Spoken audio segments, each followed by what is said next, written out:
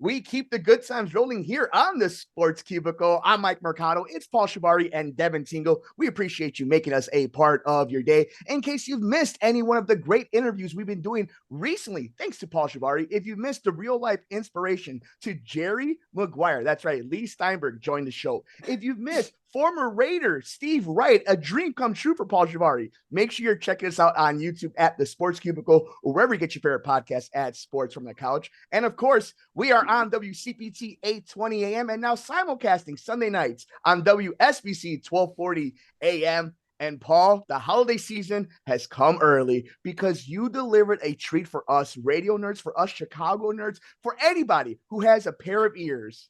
Paul, what do you have for us today on the Sports Cubicle? Today, our guest is George Ofman, a Chicago sportscaster. He's worked for WBBM News Radio. He's worked for 670 The Score. He's been with NPR. And he wrote a book called Tell Me a Story I Don't Know, Conversations with Chicago Sports Legends. George, thanks for joining the show today. Appreciate it. And I do remember 820 because that's where The Score began almost 32 years ago. Yep. We are now on the airwaves that you were one of the pioneers with. You were there from the beginning, if I'm correct, right? Right. I mean, the pioneer really was Mike North. He's the guy who actually twisted late Dan Lee's arm, who owned WXRT, to actually not turn it into a jazz station, but turn it into an all sports station, which really pissed off the people at XRT until they met Mike and they fell in love with him. And 32 years later, here we are. When you say that pissed off WXRT, that's because you guys shared a building together, right? Well, no. I think they were pissed off because they wanted the jazz station. They didn't like the idea of having an all sports station. You know, these are music people, but it was a tiny building, and suddenly here are all these wonderful disc jockeys, and here marches in a massive amount of testosterone, and I do mean a massive amount of it, and egos and what have you. But it worked, and we, I love those people there. Terry Hemritt and Frankie Lee and the entire Johnny Mars. It was wonderful to be there, as cramped as it was. And let me tell you something. It's amazing that two radio stations actually fit into the building. But no, it was a wonderful experience.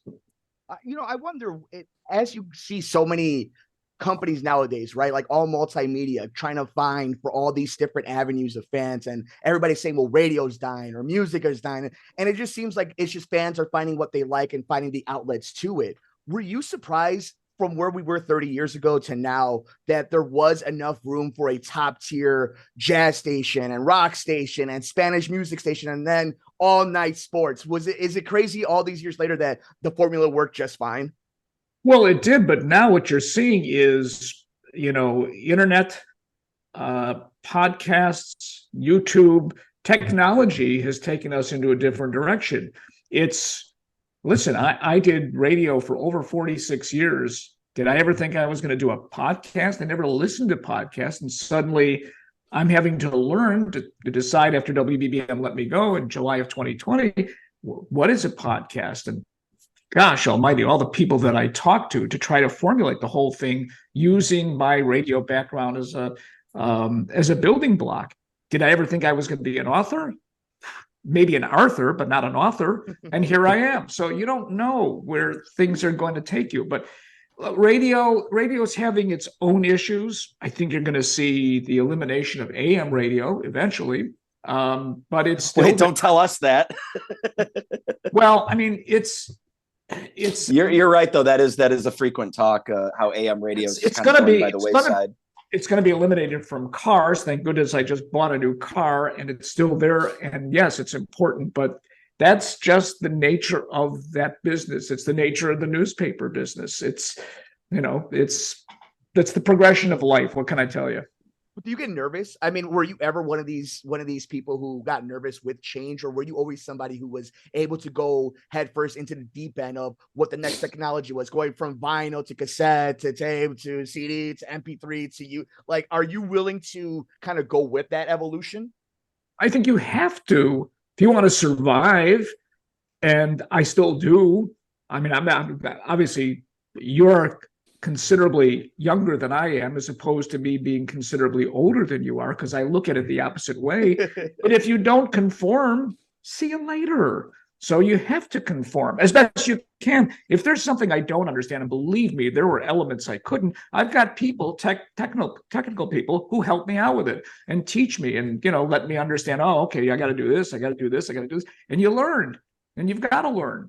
Where you guys, it's automatic. It's there. That's what you have now. You don't have to deal with cassettes. I still have a hoard of cassettes, okay, that I want to, digitize, but I don't have the time. And it's all my history. It's radio stuff that goes back well over 50 years. So yes, I mean, it's like, if you don't want to conform, then you're stuck in the mud.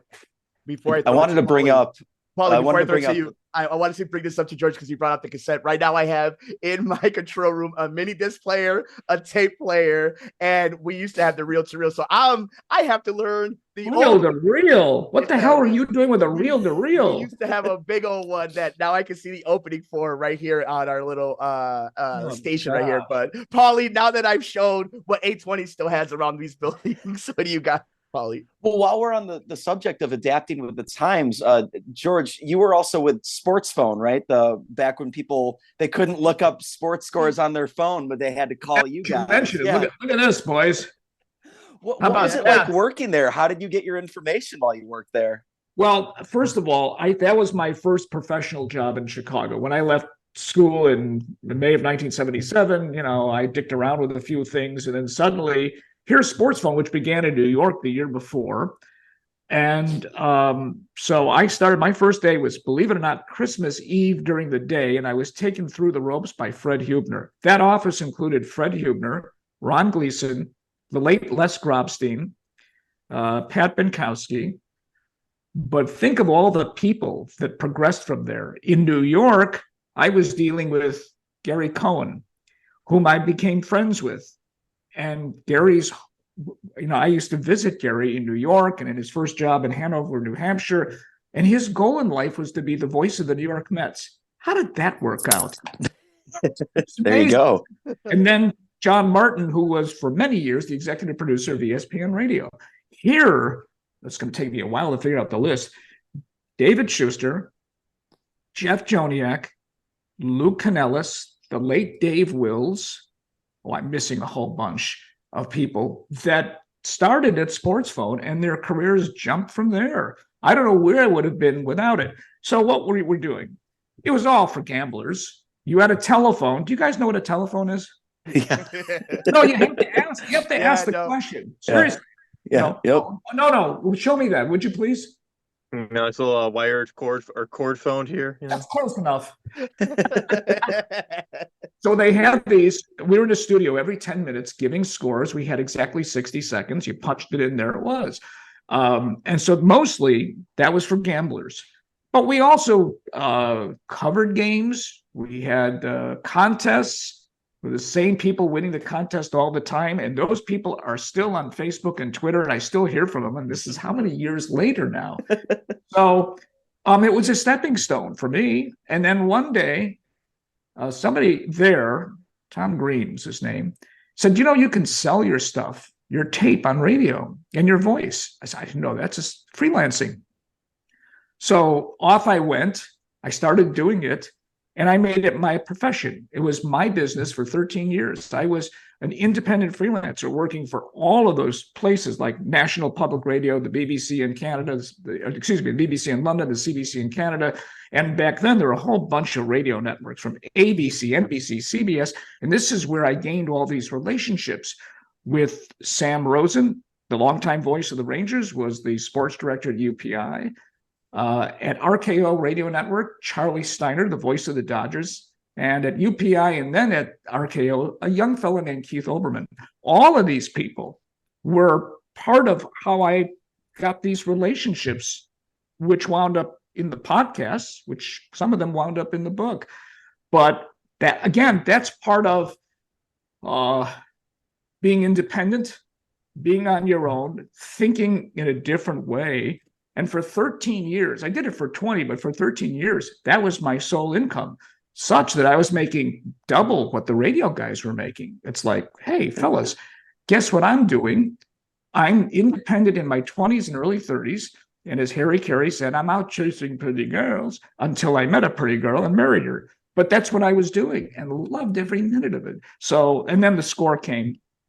But right before that, I turned down a job in Canada, in Toronto, to be a talk show host of all places. And it was a tough turn down because they offered me a nice package and it's a beautiful city. But I was gambling that the score would hire me, and did, on my birthday, which was December 28th, 5 days before we started. And I was hired along with some guy named Mike Greenberg, who, by the way, wrote the foreword to the book. So it's very interesting. Everything that you go through life, there's a lot of connections. Another person in the book, by the way, Bob Costas, I actually first met him in school in 1975. There was a double header, I forget where, it's in St. Louis, and SIU was playing whatever. And so the late coach Paul Lambert was with me, and we were introduced to Jack Buck and his then protege, Bob Costas. 5 years later, Bob is working for, by the way, Bob did 19 Bulls road games, for people who don't know that. He was working for Channel 9. Then Bob was with the Sporting News Radio Network, used me as a freelance. And from there, we struck up a relationship because Bob came here quite a bit. So, all of that got me to do the podcast. I'm going from 46 years ago to when I started the podcast, and kind of putting the connections together. That's rather long-winded, wasn't it? That was a great answer. George, for everybody listening to us here on the Sports Cubicle, it's Paul Chivari, Devin Tingle, I'm Mike Mercado, and the legend himself, George Ofman, joining us. This is like the equivalent of, like, I don't know, Gandalf, Dumbledore, Yoda, joining us and just giving us all the goods that we've ever wanted.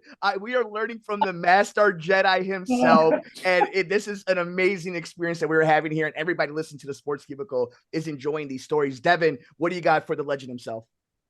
I gave us a lot to digest there, gave us a lot there, George. I'm getting a little starstruck. Bear with me here, but digest is not that easy to say.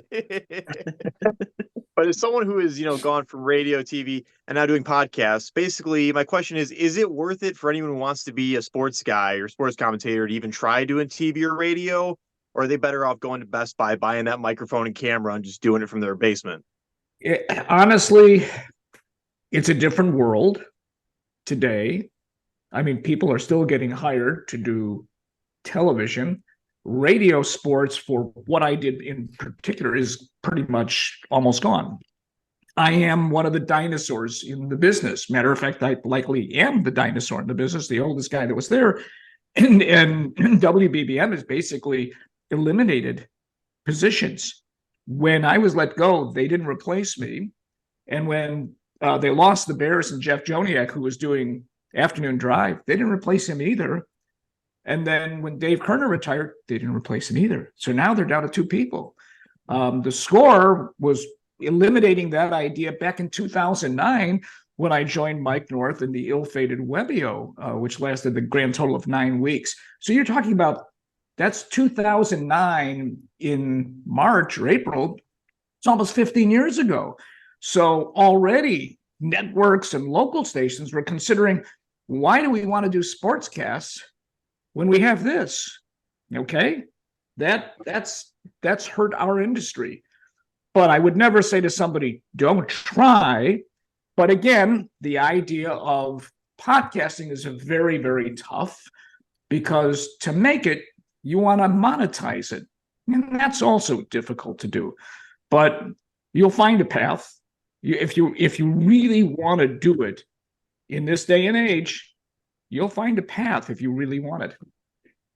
George, you wrote the book, and I'm wondering, because Paul and I have this conversation all the time. Paul and I went to media school together. We were GAs together. We got in jobs together, and we talk about it all the time, of the longevity, what the destination, the journey, the story that's being told within our career as storytellers, as people who bring other people into our world and expose them to these things. When you wrote the book, when you were writing it, as you were getting everything together, did you feel it was completed as somebody who's constantly trying to do new things? Or was it kind of scary for you to kind of put that last period on the last paragraph in that last chapter, because there is still much more story you want to be told? How was that emotionally for you?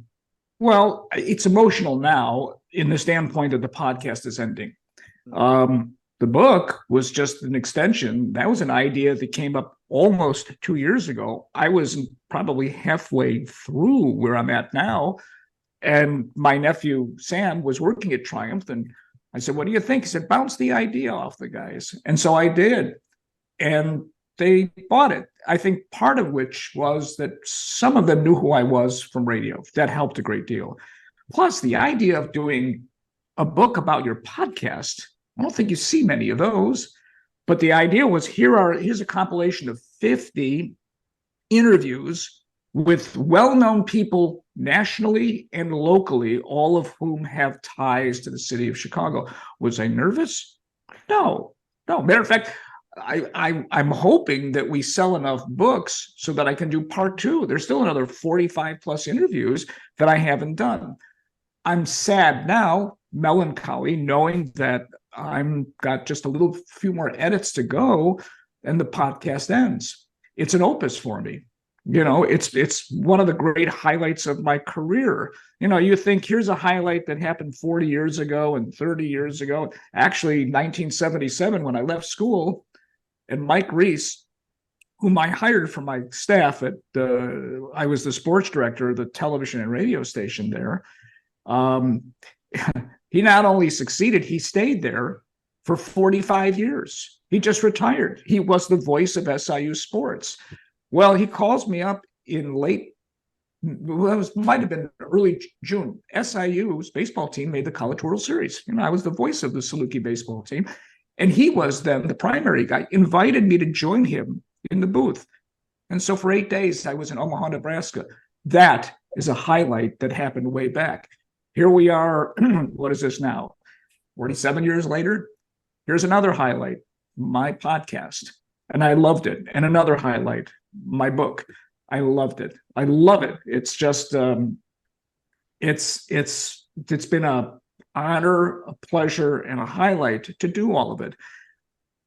What happens next? I don't know. I'll come over to your house and have dinner. I have no idea. You're always welcome. Open invite. Paulie, go ahead. What you got for us, Paulie?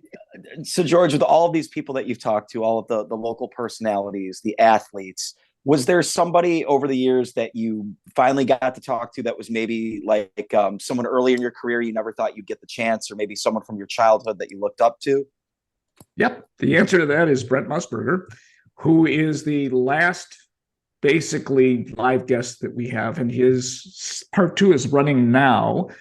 I wanted to have him a long time ago, 3 years ago, but I did interview him in college. In 1975, I did a turn paper, and he gave me 30 minutes. And I remember talking to other people. He did the same thing for other people. He's very generous with his time as he is now.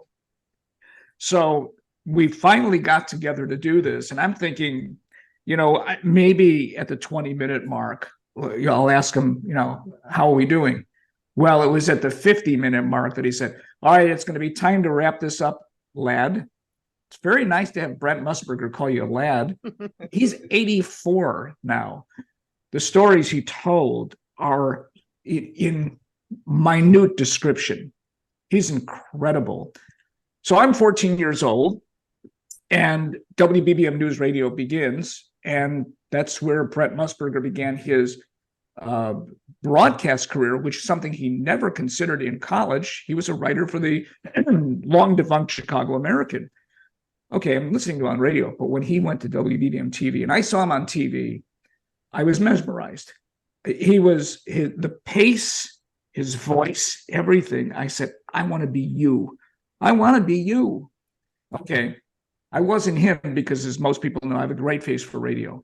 But in the end, he was one of the inspirations for my career, along with Jack Brickhouse, who was the longtime voice of the Cubs, and people don't realize the White Sox and the Bears and the Sting, the then soccer team. But Musburger was like the pièce de résistance. He was the guy that I really wanted. And he gave me a fabulous 57-minute interview in which we cut up to 2 parts. But what's most amazing is there's a guy whose career continues, and he's 84. And I think of people like Hubie Brown, who is an analyst for ESPN's NBA. He's 90, and he's great. That doesn't mean I will be working until 90. I'm hoping to get up tomorrow morning, but he's the one guy that I really wanted. And, here we are near the end, and we got him. George, how do you feel about interviews, conversations with schmucks like us, the next generation of whatever the podcasters are, the radio? I love doing this. Are you kidding? I love doing this, especially with guys like you. And particularly schmucks like you. No, I'm just you're part of the next generation. That's really important, what that's going to look like, because it's changed dramatically. It really has changed really dramatically.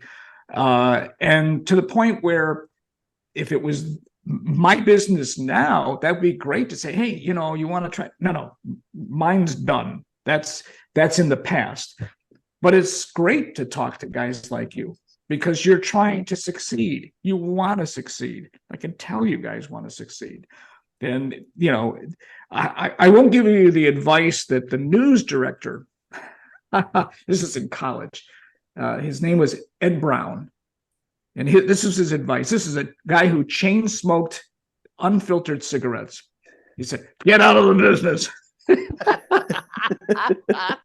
I don't know if this is okay for this. Basically he said, go fuck yourself. What do you think we're doing here? We're trying to get in the business, not get out of the business. Jeez. Who does that sound like, guys? Yeah, we might know a few people like that still in the industry. Really? It's like, don't discourage, encourage. Don't tell people, no, go be a bricklayer. And if this is what you want to do, follow your dream. Look, there are three of the most important words that I can impart on anybody is follow your dreams. Okay, follow your dreams. It may not work, but if you don't, you'll never know. So follow your dreams. All right, before we let George go, Paulie, I'm going to throw it to you in 1 second. But we were talking about following your dreams. What seems to be a nightmare of Chicago sports.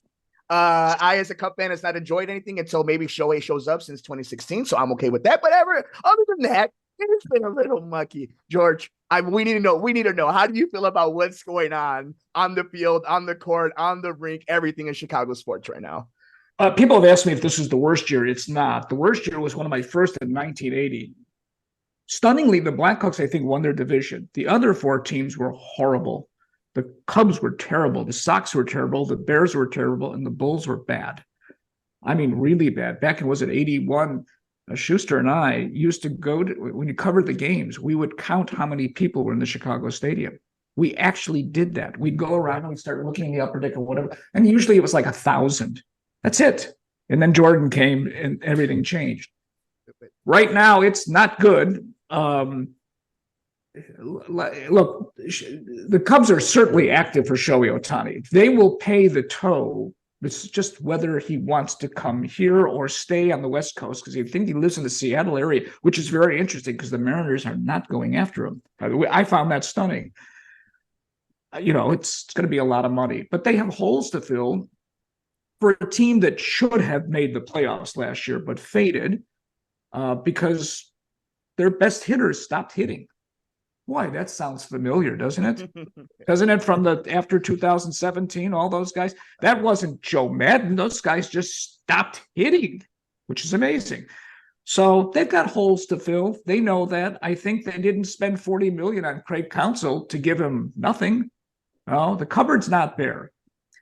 The White Sox are a disaster.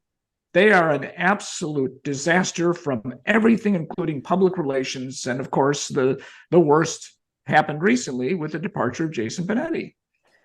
But I mean, from the magic bullets that appeared at the ballpark this summer, nobody still knows where it came from, to the disaster of the franchise when Jerry Reinsdorf decided, I let Hawk Harrelson, let Tony La Russa go. I'm going to bring them back.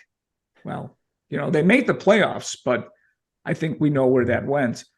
And finally, they fired Rick Hahn and Kenny Williams, which was a long time coming. Why they hired Chris Getz is another matter, but he doesn't have much to work with. He has no pitching. They're going to trade Dylan Cease, which means in a fairly weak division, they will finish last and behind the Kansas City Royals.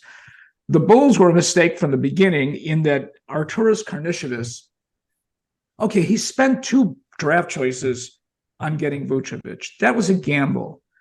But the one I didn't like was Lonzo Ball. Why? Couple of reasons. One, it would be his 3rd team in 5 years. He had been injured before. He's a point guard who was averaging 5.3 assists a game. That's not a top notch. Okay. But he learned how to be a 3-point shooter. He was dynamic and they were winning. Then he got injured and that's it. His career is over.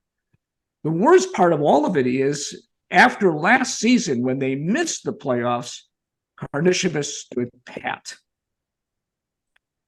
Their 1st-round pick, Patrick Williams, is a bust. There's just no other way around it. That's a team that's going to have to be literally blown up. And I think they understand that. The Bears. I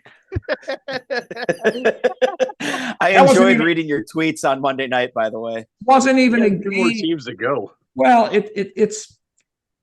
this all revolves around one person, and that's Justin Fields. I think we all know that. And part of what happened the other night was a game plan. Okay, I get it. But the game plan should be letting Justin Fields loose. So how many times can you throw a screen pass before the opposition goes, they're throwing another screen pass? I mean, come on, give me a break. Seriously. He still has 5 games to go, right? Or whatever. The question is, will they draft a quarterback with what appears to be the 1st pick unless Carolina decides to stub its toe and win a game? Or will they trade that pick, keep Fields another year, and start building around, which is what they really need to do in the trenches? Eberflus, for his many negatives, has put together a damn good defense. Look, that defense is playing really well. That's good. That's really, really good.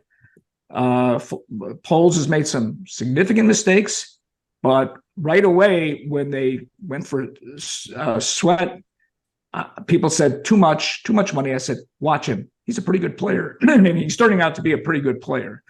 Okay, that's the Bears. The Blackhawks, I'm glad that finally somebody came out to explain what's going on, albeit it should not have been Kyle Davidson. It should have been either Danny Wirtz or Jamie Faulkner. I mean, they let him hang out to dry. And those of you who saw that yesterday, that was a very emotional situation with a general manager who is very uncomfortable talking about it, especially with the lurid rumor, which just seemed to be so preposterous in the first place. But he had to come out and clear that part of the situation. What involved Perry and somebody in the organization isn't as important now as they step forward. They obviously lost some key players here because Connor Bedard is a dynamite player. Lately is not getting a lot of points. He will. I thought he would score 50 goals this year. I don't know if that's going to be possible now. But they're still rebuilding, and they're probably going to get a really high draft pick. They're also probably in the mode of maybe eventually spending some money, but we'll see how that goes. In the meantime, Patrick Kane is in Detroit. How about that, boys? George, we could let you cook all day, my friend. You were Gordon Ramsay just now, and we were just waiting for that fire meal to be made. Those takes you got. Paulie. Last question for you, George. Through all the years, what was your favorite Chicago sports memory? Whether you covered it or whether it was something before your career, what sticks out to you? Probably June of 2010. So when Webbio ended in June of 2009, and I went to Dave Ennett at WGN. I said, look, do you have any work for me? And he said, no. He called me back a month later. Said, we have some part-time stuff. Can you come in? I said, I do, but I've got a problem with my throat. They're saying it's laryngitis. It wasn't. It was a paralyzed vocal cord. And during the summer, I couldn't speak. I was like whispering, and I had to go to the Bastion Voice Institute in Lombard, where they were giving all these exercises to do. And finally, I said, there's an option. You could shoot a gel in your throat, you get 80% of your voice back. I did. And a week later, I'm on WJM radio. Great. Fast forward to Game 6 in Philadelphia. The night before, then Dan Zampillo, who used to work at the Score and was he was the program director. I forgot what his title was. Said, George, would you like to go cover Game 6 in Philadelphia? I said, let me think about it. Yes. And suddenly I'm on a plane and I am in Philadelphia. I'm part of the broadcast team and I'm covering Game 6 and now getting to near the end of the game. And they have members of the media and broadcast people in the lobby near the locker rooms. So if your team wins, you're on the bench. Well, suddenly Patrick Kane scores. 30 seconds later, I'm on the bench. And I'm watching the ceremony and I'm watching a Stanley Cup go right by me. It was extraordinary. What an extraordinary experience to be part of where you never thought you would be. But fate had it. So as a highlight, and there have been many of them, that one stands out because I'm there. I'm on the ice. And there's a Stanley Cup next to me, for crying out loud. That was just like unbelievable. This was one of the most amazing treats, I think. I'm going to say personally, I hope the fans enjoyed it. I know they're going to because, Legend is with us, but I think I speak for Paul, for Devin. This has been one of the coolest conversations, interviews we've ever done. George Ofman is one of the legit legends that we have in this industry, and for him to join a bunch of dum-dums like us here on the Sports Cubicle, Paul. I'm not even a legend in my own house. Come on, give me a break. Well, that's the trick to a good marriage, right? It's like just keeping us humble a little bit. I'm alone. I'm talking to the wall. Am I a legend? They're not talking back. So, Paulie, you want to bring us home, buddy? Yeah, we got to sell a book here. Tell Me a Story I Don't Know. Conversations with Chicago Sports Legends is out now. You can find it anywhere that you buy books. George Ofman, congratulations on releasing the book. We hope to hear more from you. I can't wait for part 2. Thank you so much for joining us today. My pleasure, guys, and good luck to all of you.